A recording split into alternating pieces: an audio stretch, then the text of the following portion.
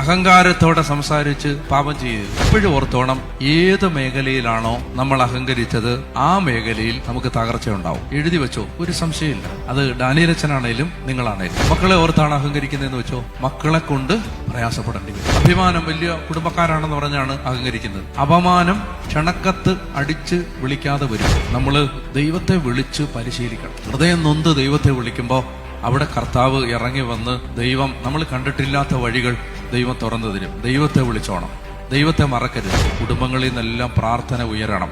അങ്ങനെയുള്ള കുടുംബങ്ങൾ നശിച്ചു പോകത്തില്ല. ദൈവം കാത്തെങ്കിലേ ഉള്ളൂ, ദൈവം കാത്തെങ്കിലേ ഉള്ളൂ. ഏത് സമയത്ത് എന്ത് സംഭവിക്കാം ആർക്കും.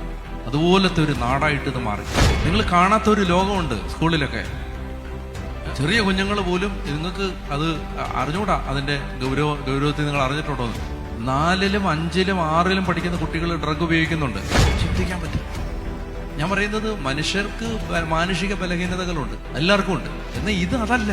ഇത് നമ്മൾ ചിന്തിക്കുന്നതിന് അപ്പുറത്തൊരു ലോകത്തിലേക്ക് ഇവരെല്ലാം പോയി കഴിഞ്ഞു. ദൈവത്തെ വിളിച്ചോണം. അവസാന കാലം അടുത്തോണ്ടിരിക്കുന്നു.